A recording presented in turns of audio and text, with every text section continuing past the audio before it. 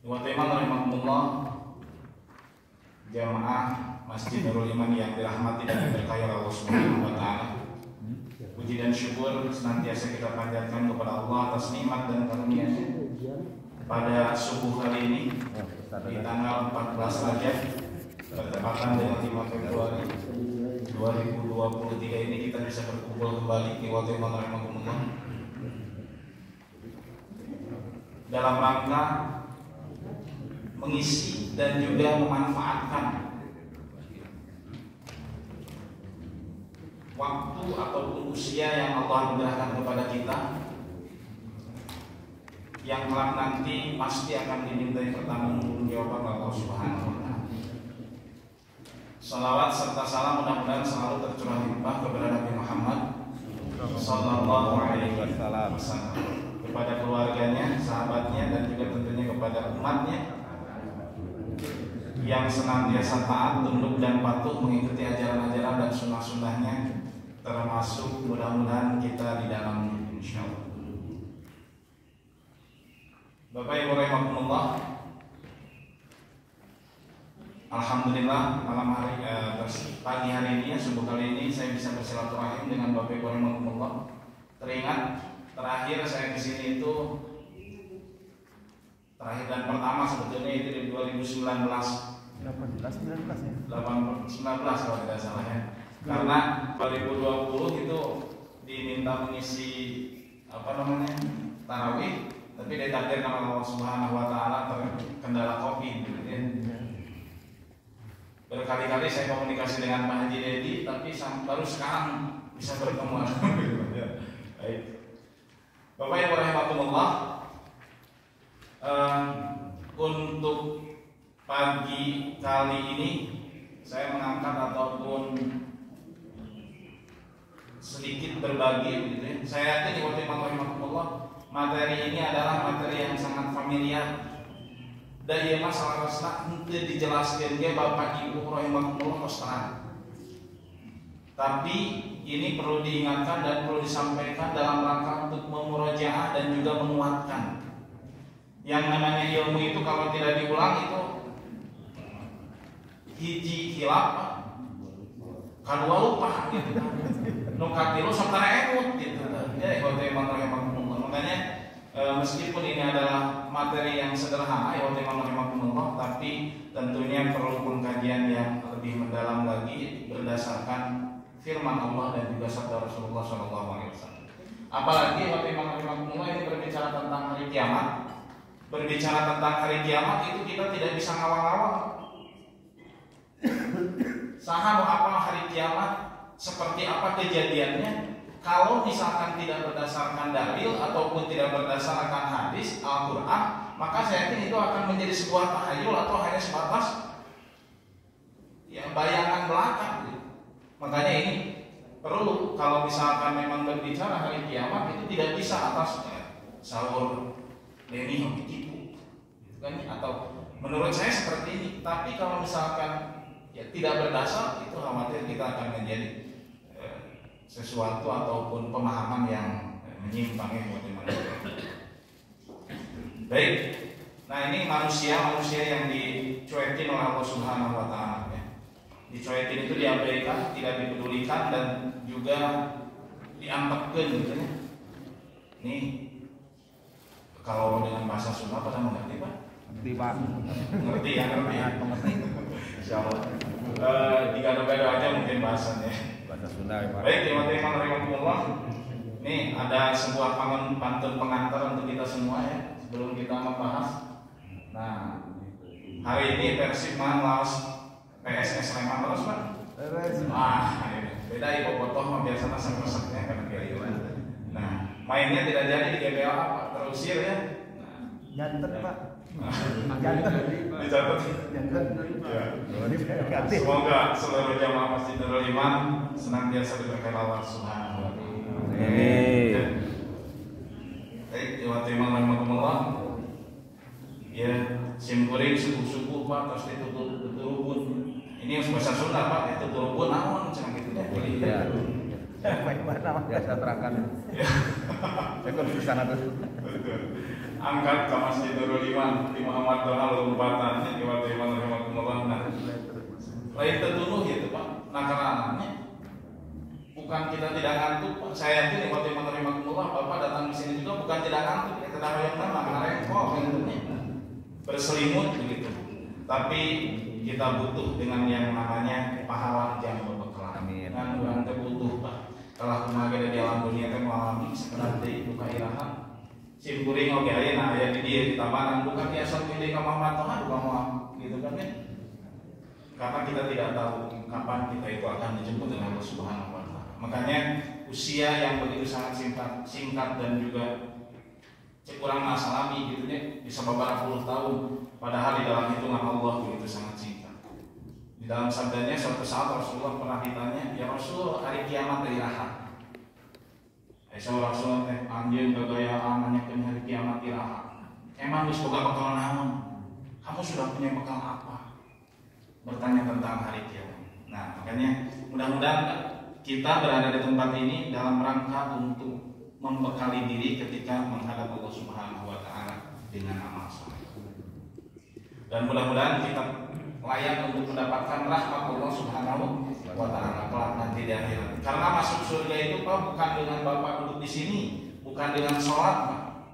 Sholat meskipun seluruh usia kita itu diisi dengan sholat, pernah eureun Pak. Sholat terus gitu kan. Nah, itu tidak akan bisa untuk bisa memasukkan ke dalam surga tanpa rahmat Allah Subhanahu wa taala. Nganu jadi masalah Pak, Allah ge moal ridho moal mapari rahmat lamun ternyata urang ge teu gaduh amal saleh. Jadi kita urang cari di dia duduk di sini Pak dalam rangka ngolong Allah. Mudah-mudahan ke akhirat kita itu diberikan rahmatnya sehingga dimasukkan ke dalam surga Allah Subhanahu wa taala. Amin. Baik, ini untuk sebelum memahami atau membahas tentang ini kita bisa lihat dulu tugas seorang rasul ataupun bukti Allah itu Rahman Rahim. Kita sering membaca Bismillahirrahmanirrahim. Bukti bahwa Allah itu Rahman Rahim, Maha Pengasih dan Maha Penyayang itu adalah dibuktikan dengan mengutus Rasulullah SAW untuk rahmatan lil alamin, untuk seluruh umat manusia. Dalam rangka apa Pak? Dalam rangka paling tidak kita lihat di dalam surat Al-An'am itu ada tugas Rasul yang paling mulia. Yang pertama itu adalah untuk menyampaikan tabsyir, ngabubungah, membahagiakan, menginformasikan sesuatu, mendorong, memotivasi, mengarahkan, membimbing kita untuk mendapatkan kegembiraan hakiki yaitu kelak nanti di surga. Nah, yang kedua Pak, tugasnya itu adalah tangdir. Tangdir mah memberi peringatan atau nyingsieuna di waktu supaya apa? Supaya di dalam menjalani kehidupan kita itu tidak hanya sebatas mengikuti hawa nafsu, tapi juga memikirkan nasib kelak nanti kita di akhirat.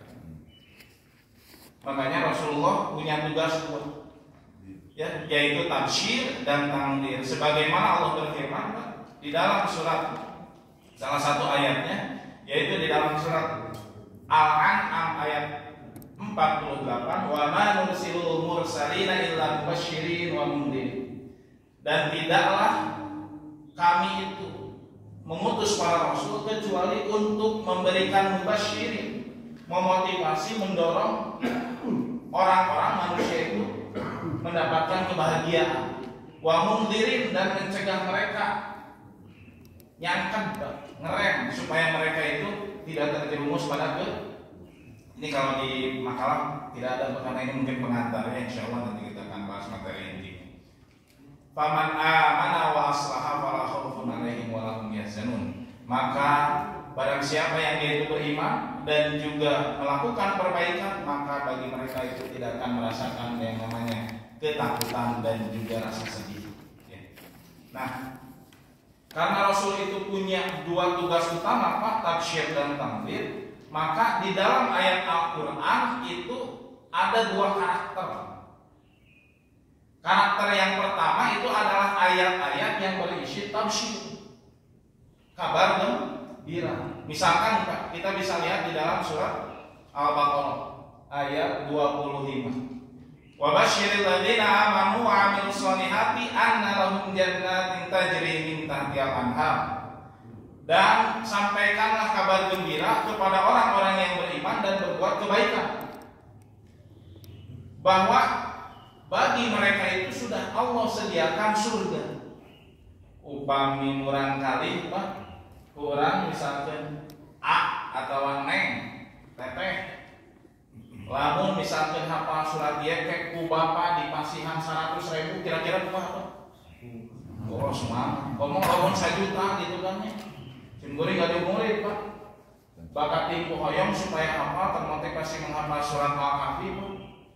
Yang lamun ujang cenah apa 10 ayat surat Al-Kahfi. Karena kan ada satu hadis Pak dalam Imam Muslim, siapa yang menghafal 10 ayat di bulan Depan, 10 ayat dari Al-Kahfi, awal Al-Kahfi itu sekali Dajjal, dia itu akan terhindar dari Dajjal, pengaruh Dajjal ataupun ujian Dajjal fitnah. Nah, anaknya dimotivasi lamun apa cina 10 ayat ku bapa di pasihan sa ayat 100.000 sumanget Pak. Ustaz abdi mau diajaran hoyong eta we gitu kan. Wali diajaran ngaji mah ngawas gitunya ya, tapi fokusnya itu hoyong apa surat Al-Kahfi 10 ayat pertama. Dan dimotivasi, didorong. Seperti halnya Allah mendorong kita bahwa siapa saja yang beriman dan beramal soleh maka dia itu akan mendapatkan atau sudah disediakan bagi mereka itu tajri min tahtihal anhar, surga teh cenah cor-cor walunganana di mana-mana. Di urang mah sungai tidak aneh ya. Kalau bagi di orang Arab, anugerah sekali. Makanya diberikan motivasinya itu diimajinasikannya oleh Allah surga itu mengalir sungai-sungai di dalam. Kita bisa lihat Pak, ada sungai susu, ada sungai madu, ada sungai ini insya Allah sebagaimana di dalam ayat yang lain Allah menjelaskan. Termasuk juga sungai arak Pak, hanya saja araknya di sana itu tidak memabukkan. Nah, kullama ruziqu minha min samaratir rizq. Setiap kali mereka itu dianugerahi dengan makanan buah-buahan pada disuguhan Allah. Bahkan di dalam salah satu ayat, kutufuha daniyah, engkemah marana di surga teh lain kurang menerekel naik kalah kalapa kaluhur Pak bari jeung sieun dadra ngagubraknya. Tapi kumaha? Jawaban itu kutufuha, si tangkai-tangkainya itu mendekat kepada manusia sehingga kita itu hanya tinggal memetik, teu kudu capek. Hoyong naon kantunnya reos urang mah berenang hoyong gedang wae kudu ngajol heula gitu nya. Minimal aya mah kudu ngetik heula atau aya misalkan online gitu kan ya. Nah, itu kutufuhadanya itu mendekat kepada manusia. Qalu hadzal ladzi ruziqna min qablu wa utubihi mutasyabihan. Iya. Dulu kami pernah ataupun mereka itu pernah diberikan oleh Allah Subhanahu wa taala nikmat seperti ini yang bermacam-macam. Tapi waktu iman rahimahumullah jangan dibayangkan bahwa di surga itu ada makanan apa sarwa yang dilihat itu tidak. Karena yang namanya surga itu mala ainun ra'at wala udhunun sami'at. Sesuatu yang tidak pernah dilihat oleh pandangan manusia dan tidak pernah didengar teu kabayang dina hate-hate acan. Karena saking istimewanya. Walahum fiha azwajun mutahharatu wa hum fiha khalidun. Dan kelak nanti di akhirat itu sudah disediakan azwaj, pasangan-pasangan hidup. Bapak-bapak terus disayangkan kan aranom dari itu. Gitu kan nih, lu cenah ieu, kumaha geus ibu ke sami ibu. Abdi mah hayang sareng bapak, insyaallah Pak, mudah-mudahannya urang yang termasuk abdi sasarangan ibu sareng bapak, sekeluarga dengan anak dan keturunan itu masuk ke dalam surga Allah Subhanahu wa taala. Adapun bidadari yang sudah disiapkan oleh Allah itu mah bonus. Ya, Allah iman rahimahullah. Hum fiha khalidun, dan mereka itu akan kekal di dalam. Ini Pak sebagai sebuah motivasi dorongan bagi manusia untuk beriman dan beramal.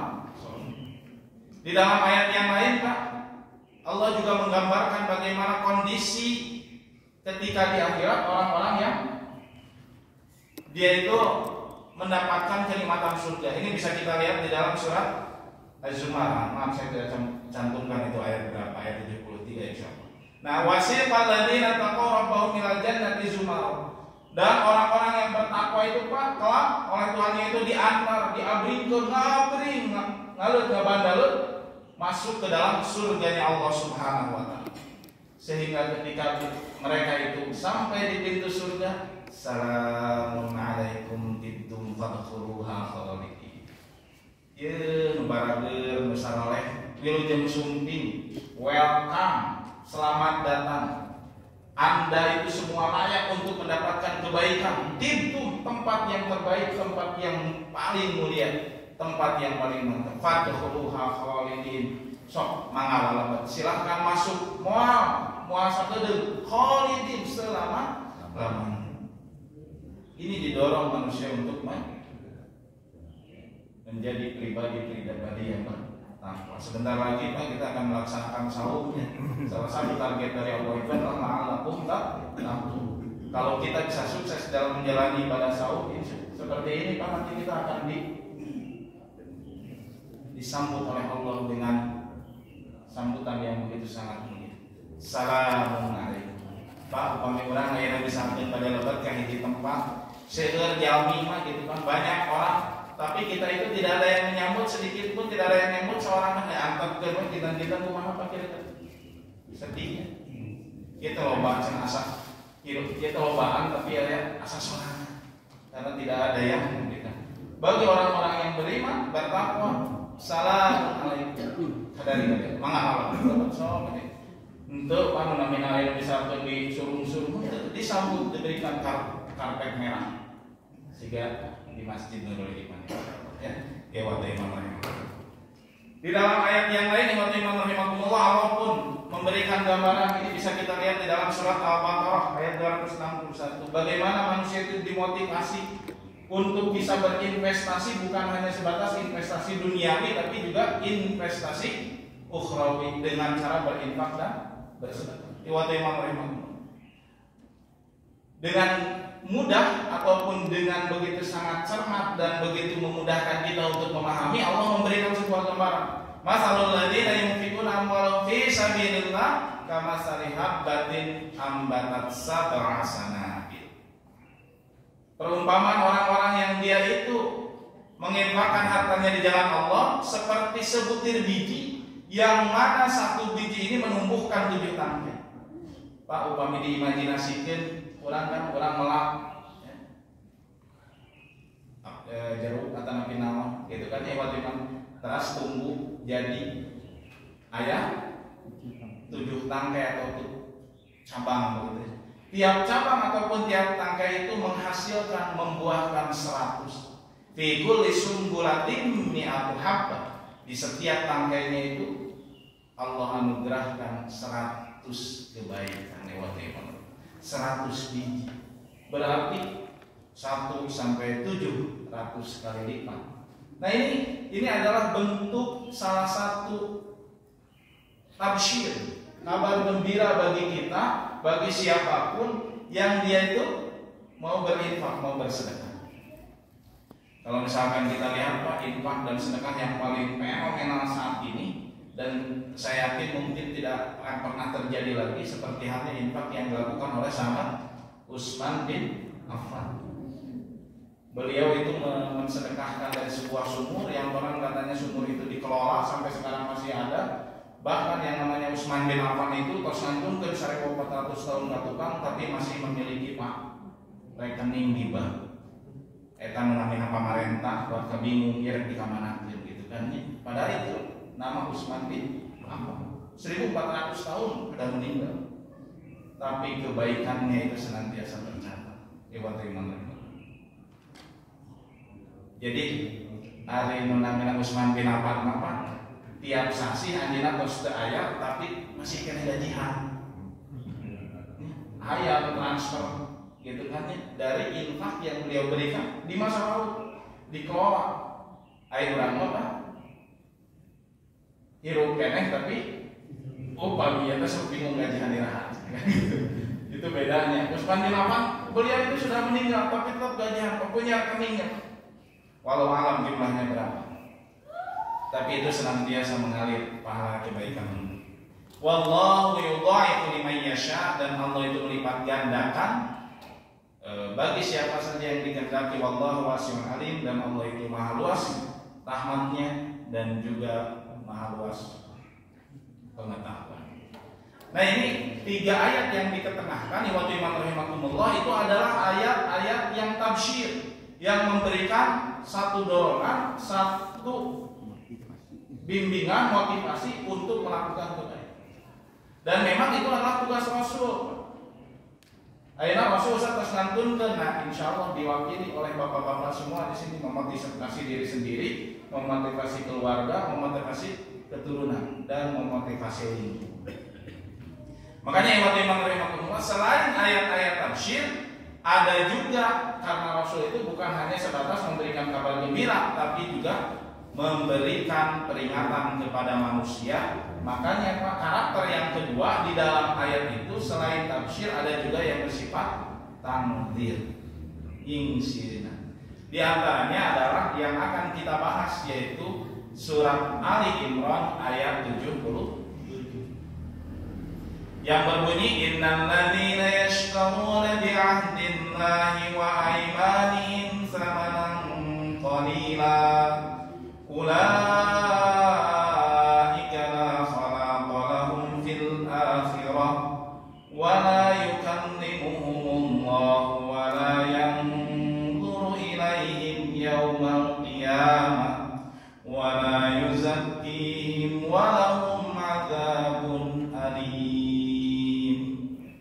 Sungguhnya orang-orang yang memperjualbelikan janji Allah dan sumpah-sumpah mereka dengan harga yang murah, mereka itu tidak memperoleh bagian di akhirat.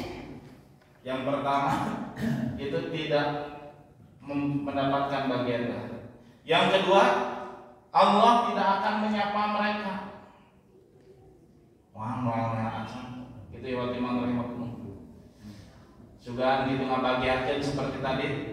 Tibtum assalamualaikum tibtum faqullah ma. Bahkan wala yang duru ilaihim, dan juga tidak akan melihat. Muang areret-areret acan. Wala yuzakkihim, dan yang ketiga itu atau yang selanjutnya wala yuzakkihim, dan tidak mensucikan mereka. Mual dihampura dosana, mual dibersih. Padahal Pak, yang paling kita butuhkan kelak nanti di akhirat, pengampunan dari Allah Subhanahu wa Ta'ala. Makanya ketika Rasulullah SAW beres menguburkan, beliau berdiri, istaghfiru li akhikum hadza. Wahai para sahabatku yang hadir di pemakaman ini, mintakan ampun untuk saudaramu ini. Was'alu lahu tasbit, dan mintakanlah ketetapan agar ditetapkan di tempat yang mulia, agar ditetapkan di tempat yang terhormat, agar dihindarkan, dijauhkan dari siksa. Fa innahul an yus'al, karena sakedap deui sabedeung deui ieu teh dulur urang bakal dimintai bertanggung jawab. Yang pertama dimintakan apa-apa? Yuzakkihim atau istighfar, yaitu agar diampuni oleh Allah Subhanahu wa Ta'ala. Di dalam hadis Pak, ada 3 perkara yang akan senantiasa mengalir kebaikannya. Kita pasti sangat populer dengan hadis ini. Infak ataupun sedekah, ilmu yang bermanfaat. Yang ketiga, anak soleh yang senantiasa mendoakan. Mendoakan apa Pak? Mendoakan agar diampuni dosa dan kesalahan dari orang-orang yang telah meninggal. Wabil khusus adalah untuk kedua orang tua. Wala yuzakkihim, dan mereka itu tidak dibersihkan, tidak diampuni dosa-dosa. Lamun ayatnya dihampura dosana, kumaha walahum adzabun alim, dan bagi mereka itu pasti akan dimasukkan oleh Allah, dilelepkeun, dikerlokkeun karena siksaan anu sangat pedih nu kacida dari kita. Wa ta'ala rahimakumullah. Kita lihat ini apa asbabun nuzul. Apunten Pak ya pamitan tinggal eta aya hakatannya. Kumargi kesudurin di copy paste ini dari salah satu kitab yaitu Bahrul Ulum yang ini oleh Imam Samarqandi.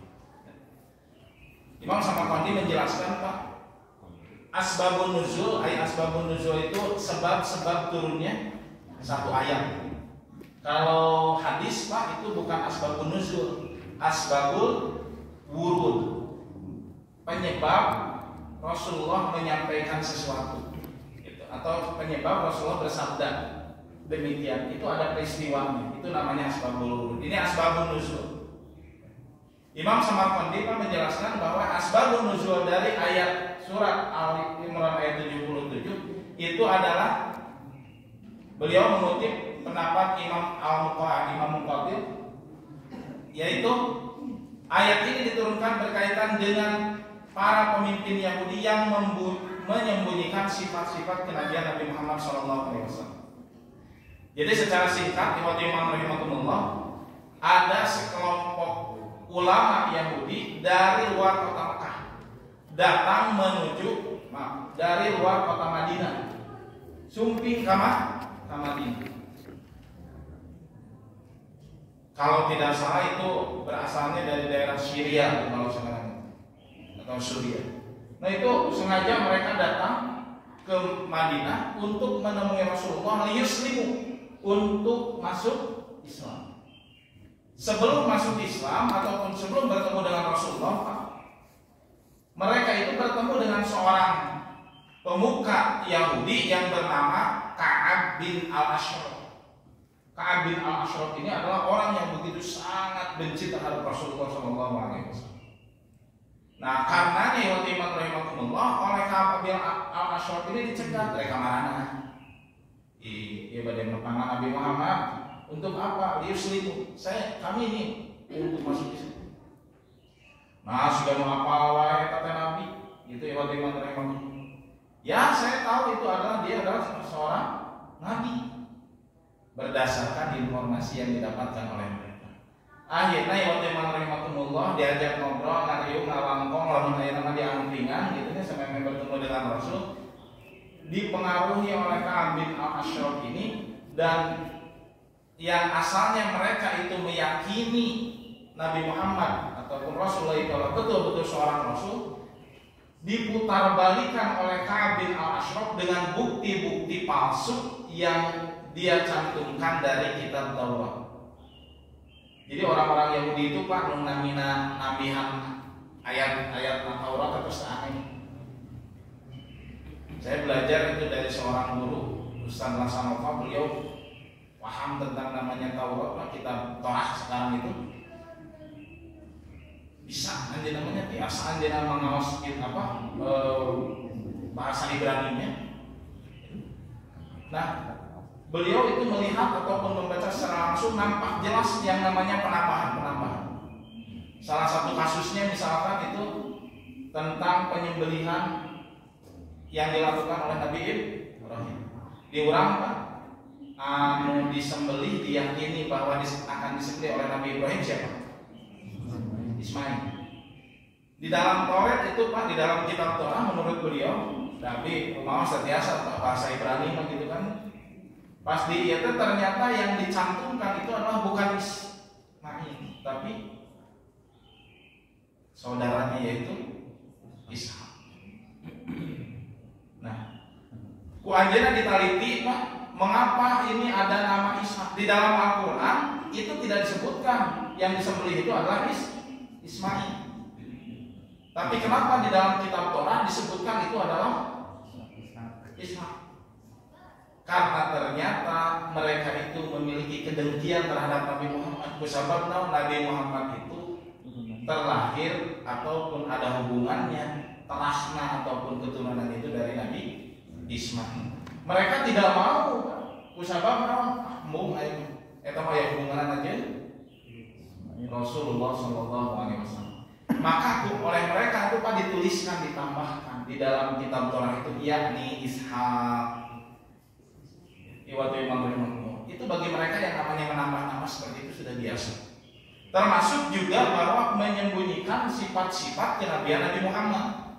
Ketika tadi Ka'ab Al-Ashraf bertemu dengan orang-orang yang dari luar Madinah itu, oleh Ka'ab Al-Ashraf dijelaskan Pak, bahkan disepunjikan sifat-sifat kenabian Nabi Muhammad itu. Sehingga yang niatnya mau masuk Islam, mereka itu kembali ke kampungnya sebelum mereka masuk Islam dan meyakini bahwa itu bukan Nabi Muhammad SAW yang diutus ataupun Nabi akhirnya. Nah, di bekalan terus si Kaab gitu kan ya cocok mereka beralih ke kuburan di bekalan ada apa? 8 helai baju dan juga 5 sok dari gandum. Nah, makanya Allah Subhanahu wa taala tadi menurunkan ayat innal ladzina yashtaruna bi ahdillah, sesungguhnya mereka yang memperjualbelikan ayat atau perjanjian dengan Allah wa aimanihim, dan sumpah-sumpah mereka sama qalila, dengan nilai yang sedikit, hanya gara-gara dibere baju ataupun 8 lemar ngan saukur dibere gandum 5 sok begitu ya. Kalau 5 sok bisa kumaha ada sakedip Pak.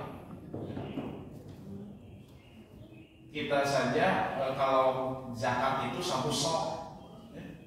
Zakat fitrah Pak itu kurang Rasul itu 1 sok, lamun dikurang 2 kilo setengah. Lamun 5 sok atau paling sekitar 17 kiloan waktu itu.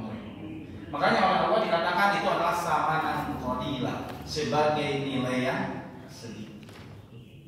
Nah, ya teman rahimahumullah, tentu dari kisah ini kita bisa mengambil hikmah dan pelajarannya bagaimana betapa yang namanya keteguhan iman itu adalah merupakan sesuatu yang sangat berharga, sesuatu yang sangat bernilai.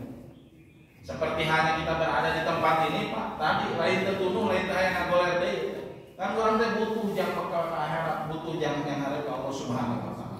Rek tunuh rek ge maksakeun wae masalah ayeuna misalkeun ada nunutan sakidik mah wajar we ditu nya da subuh ki wati rahimahullah.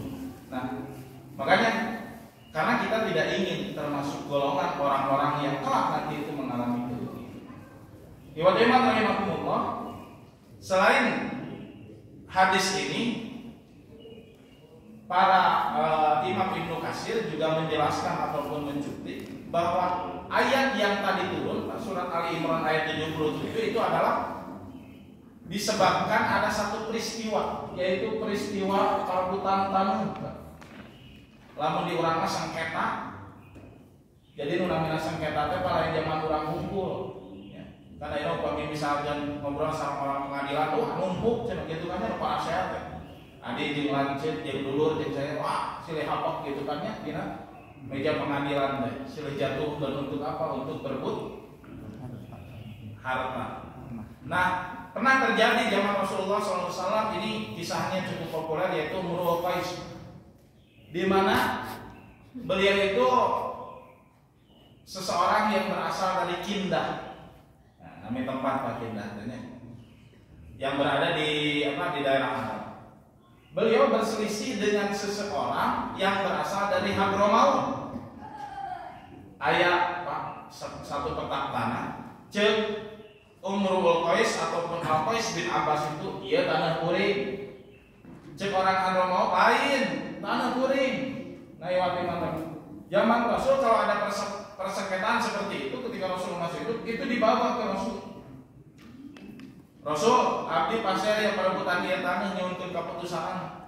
Jadi Rasul itu Pak bukan hanya sebatas nabi, tapi beliau juga itu adalah di dalam kenabian menjalankan tugasnya itu sebagai hakim, sebagai pemutus keadilan. Ini wajib manut. Makanya ketika terjadi perselisihan itu, Rasulullah itu mengajukan pertanyaan, kurang Hadramaut. Hadramaut itu Pak satu daerah yang ada di Arab yang terkenal dengan lamun di orang Masabis. Hadramaut itu. Jadi lamun misalkan Pak saya yang kurang Hadramaut, Afanian. Ketika saya melaksanakan umroh tahun 2013 Pak, dibimbing, kebetulan itu pembimbing saya itu adalah orang tinggalnya di Indonesia di Bandung, tapi ada keturunan orang Hadramaut. Pas pada angkat ke Madinah, rada lami jamaah tehnya karena namanya kita sapu di antara jamaah itu. Si mobil teh ngantosan rada lami, anjeunna orang Suriah, supir teh. Ngadat lamun di urang mah. Ai urang Suriah teh wani-wani. Hukum pembimbing sim kuring di sentak teh. Ai ada mau langsung Kang lapes. Jadi lamun dia kurang haram maut wani-wani bahaya. Nah ini Kindah itu ataupun Al-Qais bin Abbas itu ya, beliau itu berselisihnya dengan orang Hadramaut wanian ya.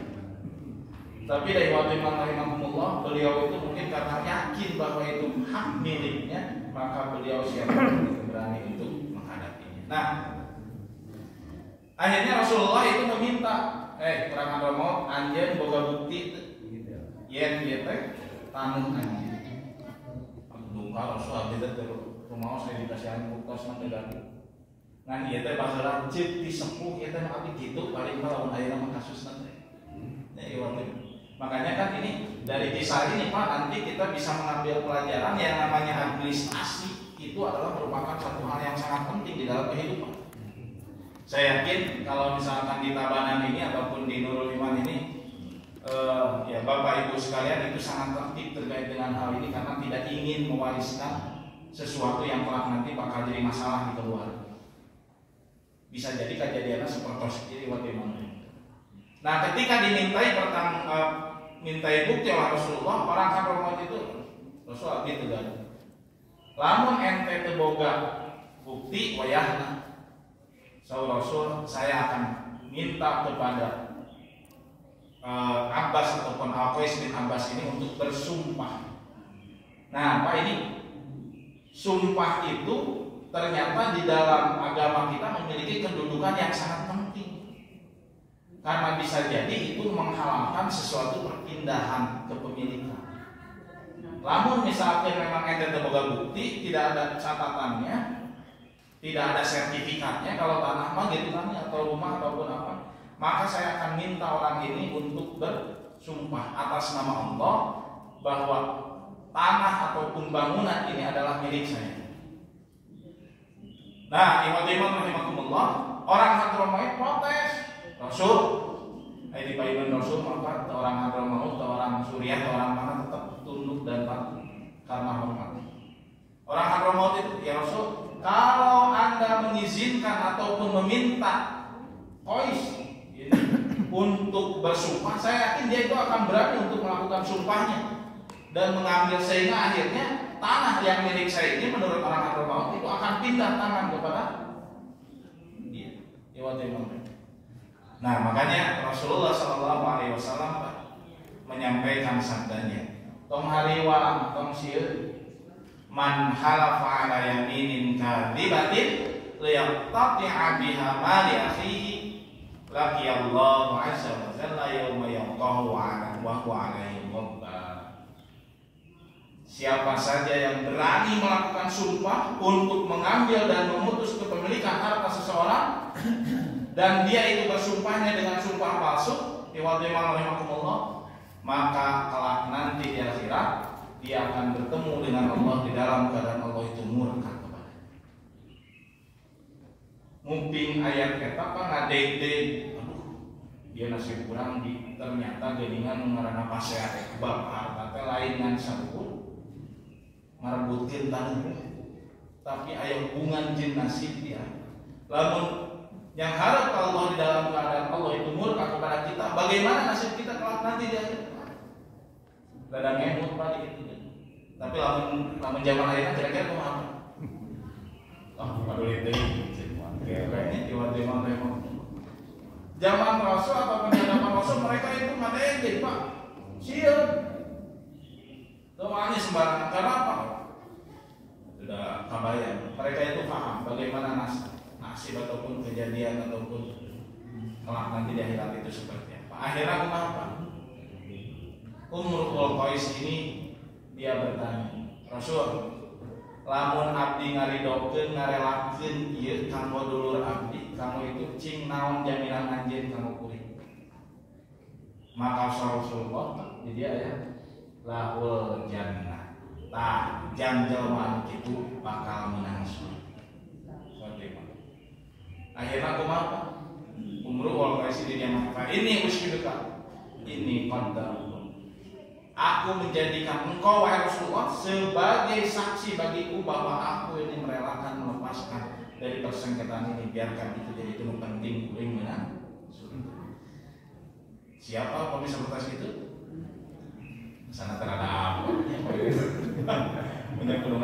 gitu wae. Ah, dokter heula we nu penting mah Pak aya bukti kan. Nah, ini menjadi ya tadi betapa pentingnya administrasi dan Rasulullah sengaja. Rasulullah cuma satu permintaannya tadi, boga bukti teu. Lamun boga bukti beres. Oh iya benar. Tapi kan menjadi masalah di orang kadang bukti dijieun gitu kan kan. Naudzubillah summa naudzubillah. Bagi siapapun yang melakukan seperti itu, maka ini dia itu akan bertemu dengan Allah di dalam keadaan murka. Selanjutnya iman rahimakumullah, Nabi Muhammad SAW memperinci di dalam beberapa sabdanya terkait dengan manusia ataupun orang-orang yang kelak nanti di akhirat itu akan dicuekin ataupun diabaikan, tidak dipedulikan oleh Allah Subhanahu wa taala. Di dalam salah satu sabdanya seperti halnya yang saya kutip ataupun saya sampaikan di dalam makalah Iwal Imam Rahimahullah, disampaikan dari sahabat Abu Dzar bahwa salah satu la yukallimuhumullah wa la yanzuru ilaihim yaumal qiyamah, yaitu 3 kelompok manusia yang kelak nanti dia itu tidak akan diajak bicara, tidak akan direret, ditinggali oleh Allah, wala yuzakkihim, dan tidak akan diampuni sebagaimana firman Allah dalam surat Ali Imran ayat 77 tadi. Yang pertama ya iman rahimakumullah, ketika para sahabat itu mendengar itu, mereka langsung berkomentar.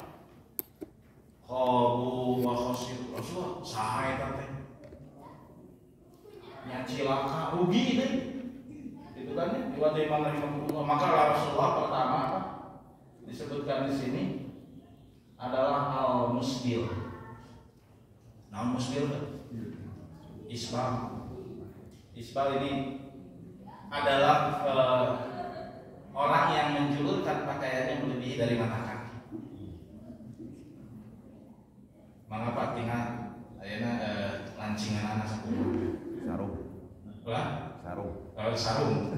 Termasuk tidak sarung, Pak. Termasuk juga gamis. Nah, upami ngawas ieu hadis ieu unggul, Pak. Sigana teh orang Indonesia mah berada suka-suka. Sebab salah satu biasanya jarang yang ini kan, hanya beberapa orang-orang tertentu yang memiliki pemahaman yang kuat terkait dengan ini mau menaikkan pakaiannya di atas mata.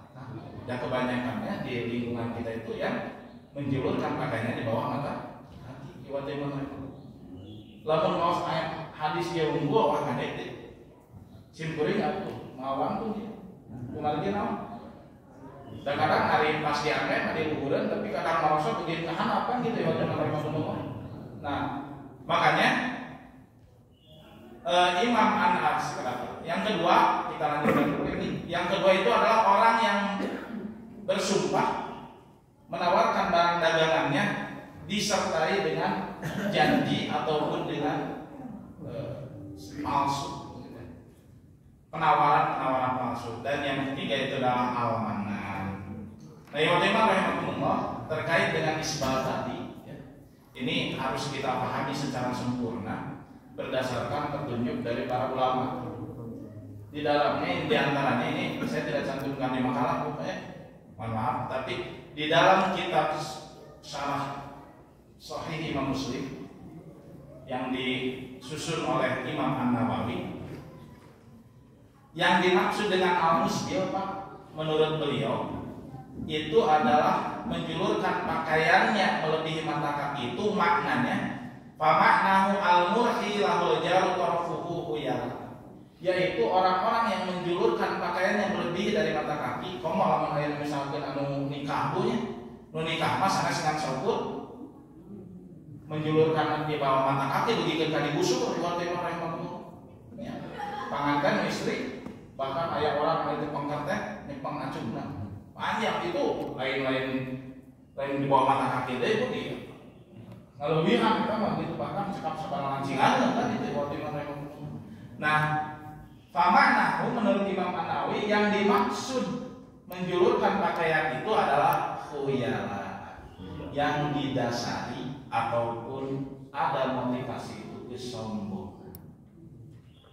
Jangan tidak setiap orang yang akhirnya menjulurkan ataupun melebihkan pakaiannya dari mata kaki, mengambil lancingan anak walosot, misalkan sekedip itunya, duikan ke akhirnya si anak tengah gapuy, wah cina gue si eta pindah kalun, Tidak seperti itu Imam Nawawi. Kenapa?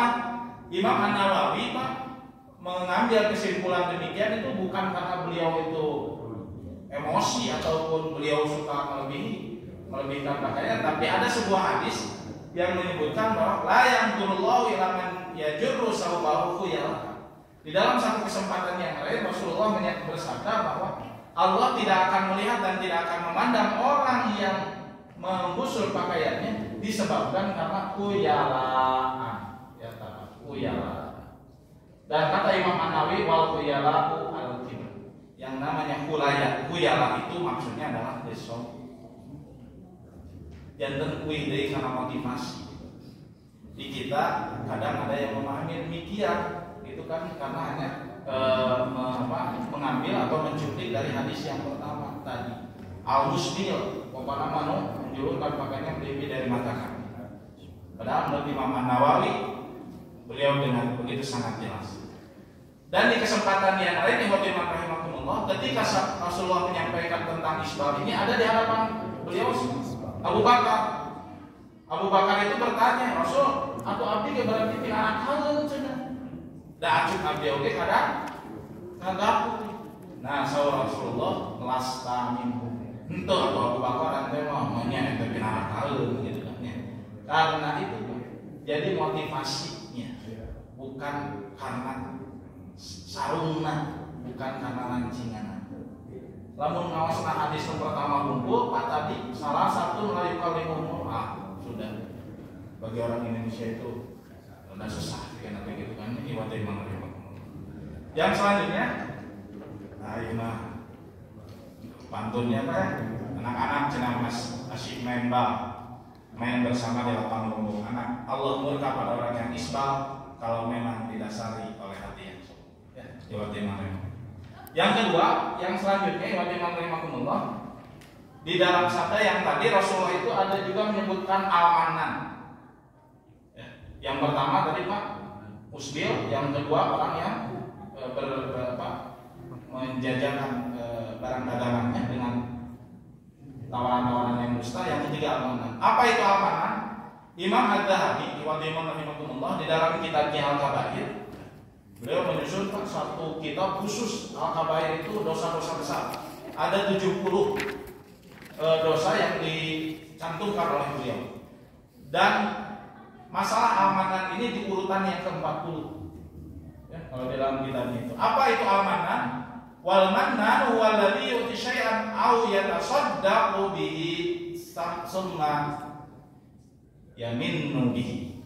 Yaitu al-manan adalah orang yang memberi sesuatu atau bersedekah tapi setelah itu dia mengungkit-ungkit. Sok barang bere Pak, tapi lamun tadi disebut-sebut atau misalkan dia itu tidak diingat itu maka ngambek misalkan seperti itu. Dan di dalam sabdanya yang lain Rasulullah mengatakan iyyakum wal manna bil ma'ruf fa innahu yubtilu syukri wa yubtilu syukra wa yamhaqul ajr. Yaitu hati-hatilah kalian, jauhilah kalian perilaku al-manan, mengungkit-ungkit pemberian, karena yang demikian itu akan menghilangkan syukur dan menyelamatkan kebaikan. Ini adalah merupakan salah satu panduan dan tuntunan dari Rasulullah Shallallahu Alaihi Wasallam. Dan kita juga mencantumkan dari pendapat Imam Ibnu Sirin. Ibnu Sirin itu ngobrol Pak, terus saya nyarios gitu, ada yang bilang tentang kebaikannya saya tuh begini, itu dia itu bisa gitu tapi orang namun itu akam itu malah bisa gitu kan pada yang nama seperti itu. Kadang kita mendengar ungkapan-ungkapan seperti itu. Maka kata Ibnu Sirin, uskut cicing siaca, kalau ngomong gitu kan ya, fala khairatil ma'ruf idza usi. Karena tidak ada kebaikan bagimu kalau kamu itu mengungkit-ungkit atau menyebut-nyebut. Pegawaian temut ngitung-ngitung mereka. Nah inilah beberapa kelompok manusia yang digolongkan oleh Allah Subhanahu Wa Taala melalui sabda Rasulnya yang kelak nanti dia itu tidak akan dipedulikan oleh Allah Subhanahu Wa Taala. Dia diajak ngobrol, diajak. Makanya ini ada Sungguh rugi manusia amanan kalau memberi suka diungkit-ungkit. Kalau nanti di akhirat kelak nanti di akhirat dia bakalan dicuekin sama Allah yang bikin hatinya ya buat dia. Nah, ya terus sekedar dia takut kenapanya kurang di ekal benar bina internet lagi pemini ngapain masih kena seri ya dipercepat saja. Baik teman-teman rahimakumullah, kelompok manusia yang dicuekan Allah pada hari kiamat yang lain di dalam sabda yang lain disampaikan oleh Sa'ad bin Mu'adz bin Anas ya, dari orang tuanya yaitu Anas bin Malik dari Nabi Shallallahu Alaihi Wasallam bahwa beliau itu bersabda, Inna lillahi ta'ala ibadan la yukallimuhumullah yaumal qiyamah. Sesungguhnya Allah itu ataupun bagi Allah itu ada satu kelompok manusia yang kelak nanti tidak akan dipedulikan oleh Allah. Siapakah? Kila waman ulaika ya Rasulullah. Rasulullah sahabat teh nu kahiji pak mutabarri'um man walidayhi raqibun anhu. Yaitu orang yang berlepas diri dari kedua orang tuanya karena membenci. Sehari syukurin tanpa saya artis orang lebih kita aku lain ada paling bapak kuli atau orang yang tidak bertanggung jawab kepada orang tuanya ketika dia itu sudah tua tapi ternyata dia mengabaikannya, tidak mempedulikannya, diantar ke seperti halnya kalau tidak salah apa di mana di Jepang begitu ya, ada satu kebiasaan atau misalnya di sekolah teh lain diurus tapi di kabutan.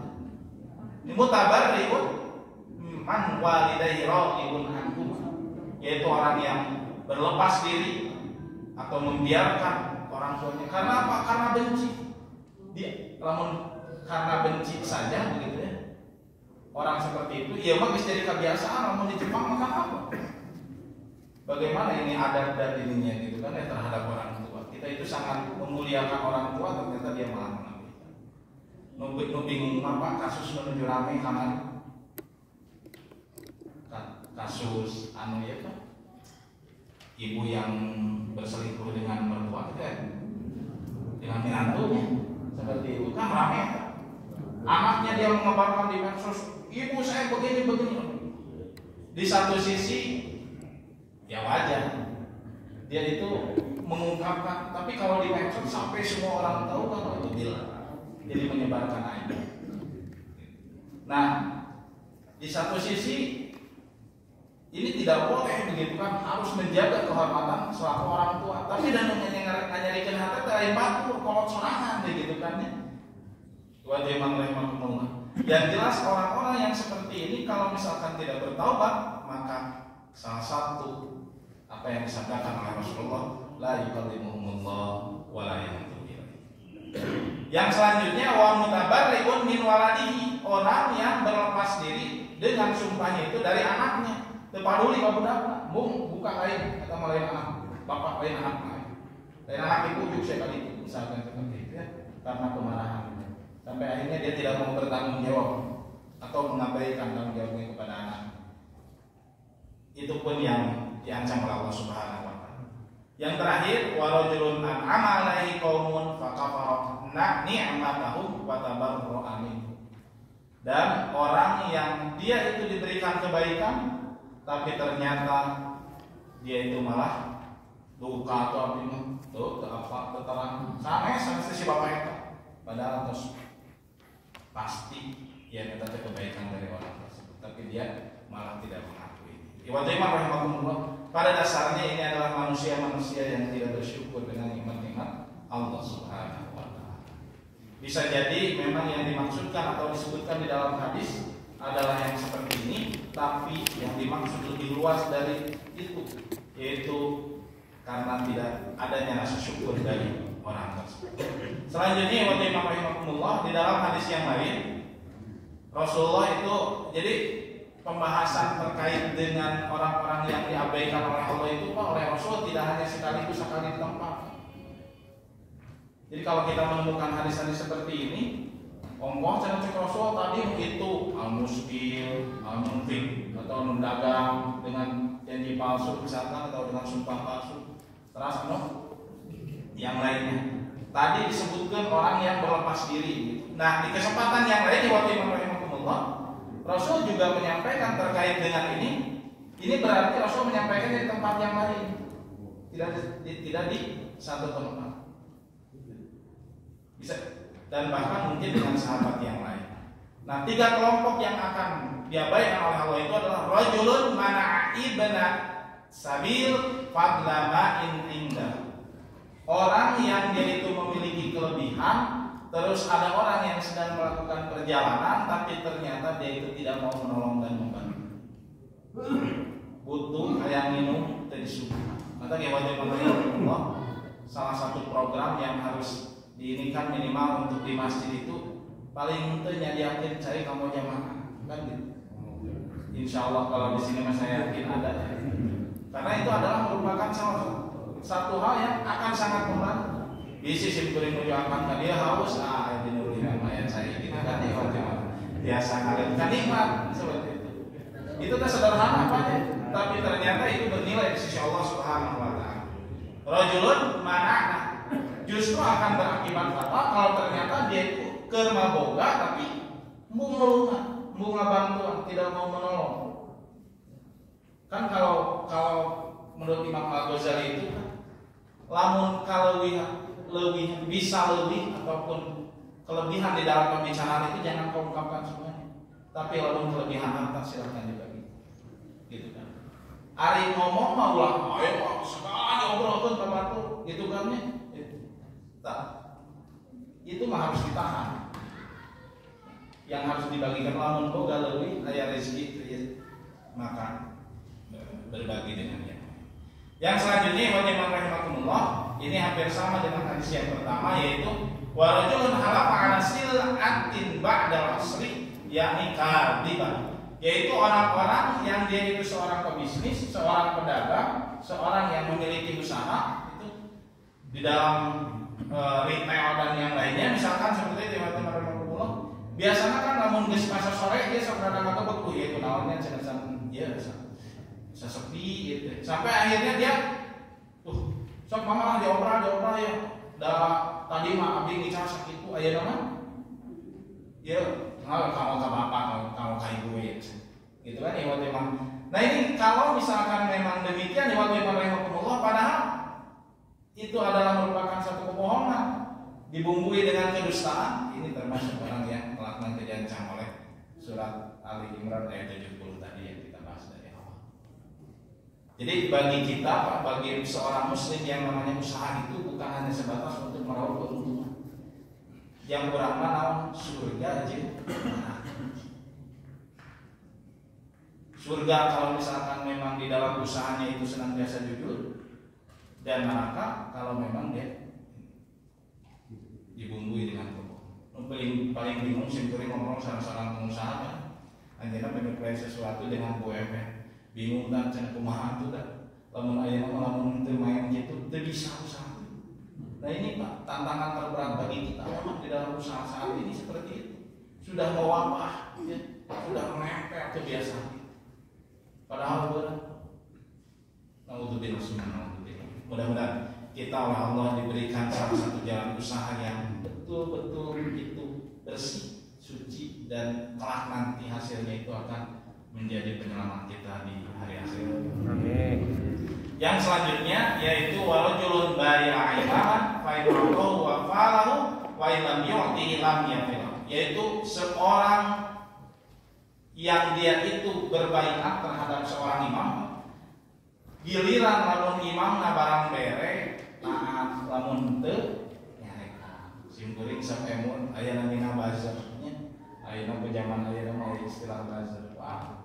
Dia itu selalu membaikan orang yang membelinya, orang yang membayarnya. Musuh-musuhnya itu diempaskan ataupun dicaci dan dimaki. Ini gambarannya.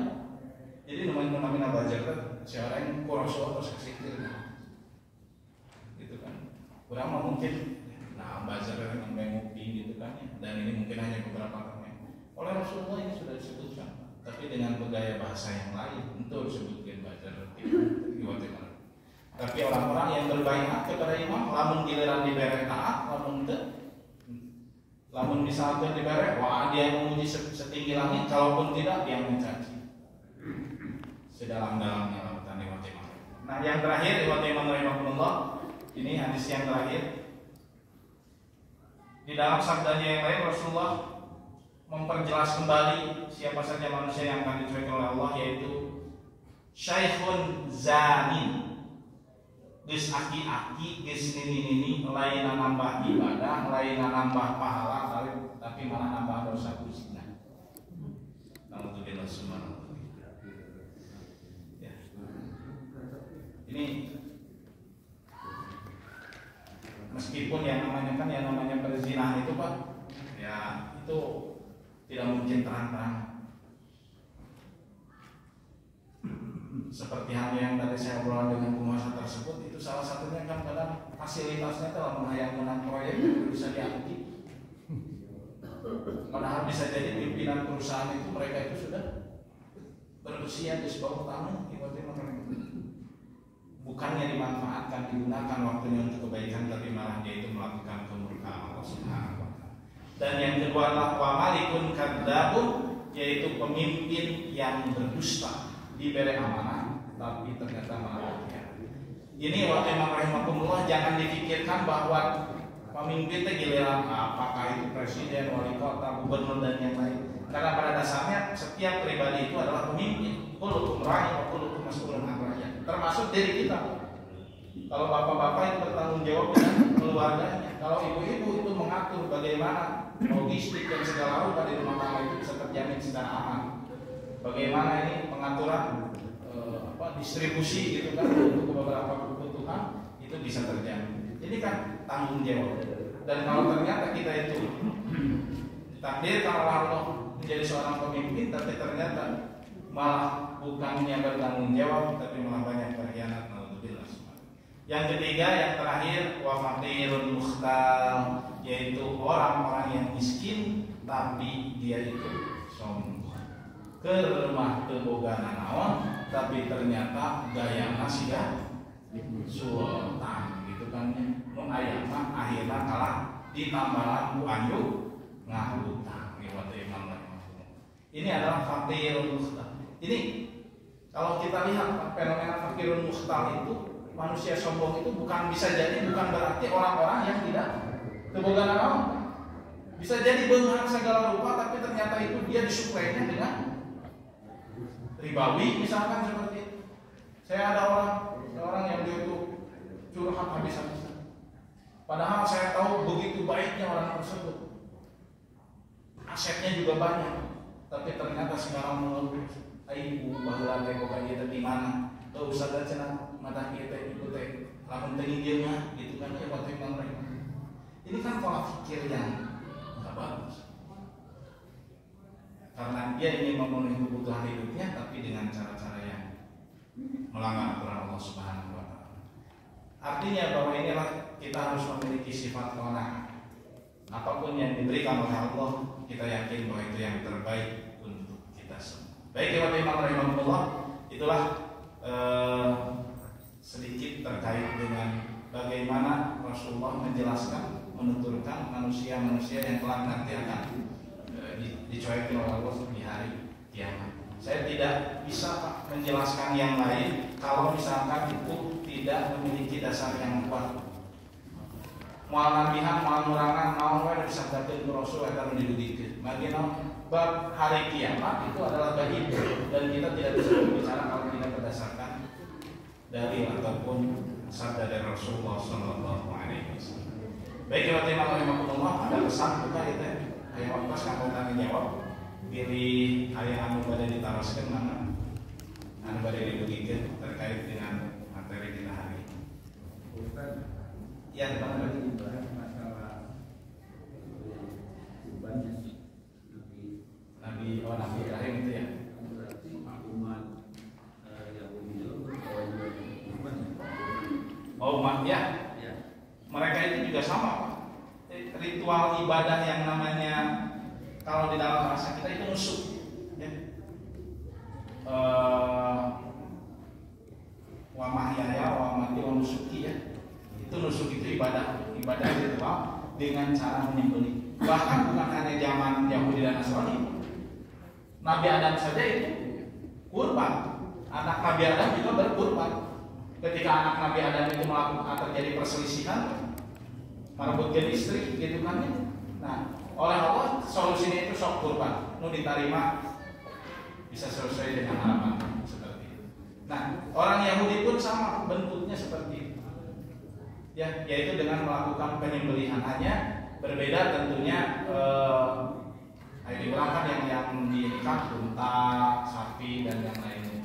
Karena saya pribadi itu belum membaca secara detail terkait dengan binatang apa saja yang dijadikan bahan kurban oleh orang-orang Yahudi dan Nasrani. Tapi ritual kurban itu dari segi sejarah itu sejak zaman Nabi Adam saja itu sudah. Kita bisa lihat nanti di dalam surat Al-An'am atau di dalam surat Al-Maidah terkait pembahasan tersebut. Itu banyak kira. Maka ayatnya di sana.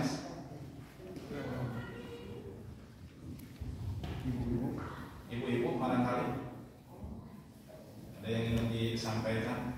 Ini pesan dari mereka. Ustaz jangan kasihan lantas yang mau tanya jawab.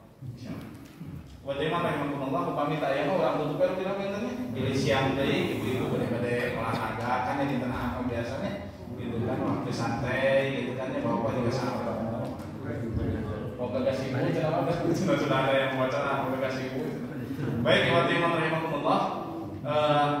Inilah mungkin yang dapat saya sampaikan pada kesempatan kali ini. Mohon maaf atas segala kekurangannya kan. Ya. Kalaupun misalkan ini adalah bukan ilmu yang baru bagi Bapak, tapi mudah-mudahan ini akan semakin menguatkan dan semakin meyakinkan dengan petunjuk-petunjuk Allah agar kita itu bisa selamat baik di dunia atau dunia. Amin. Ya Rabbal Alamin. Mudah-mudahan Allah memberikan kekuatan, kemampuan kepada kita untuk bisa mengamalkan apa yang kita pelajari pada kesempatan ini. Dan mudah-mudahan juga Allah memberikan rahmat serta berkahnya untuk kita semua. Amin. Baik, kita tutup dengan doa sebentar untuk memohon dan meminta kepada Allah Subhanahu wa taala. Alhamdulillahirabbil alamin.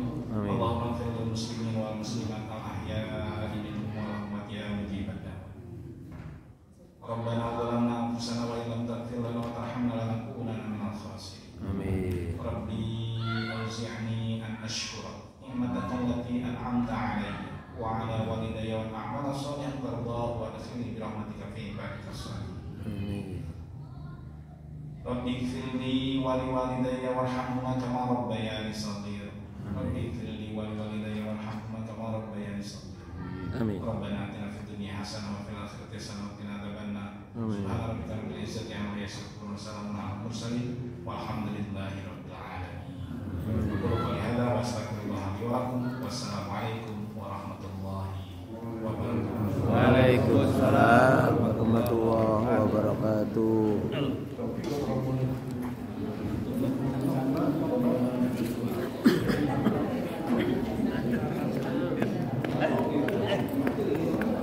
Baik, alhamdulillah. Inilah tadi pengajian pada sholat subuh yang dilakukan di Masjid Nurul Iman RW 09 Kelurahan Antapan Kidul Kecamatan Antapan Kota Bandung yang pada hari Ahad tanggal 5 Februari 2023 yang tema manusia yang dicuekin pada hari kiamat.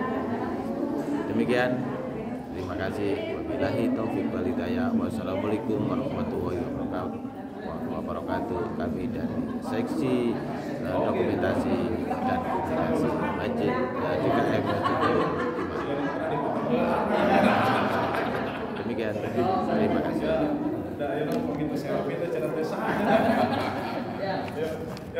Sekarang ada banget orang dia. Mana ini dokumentasinya?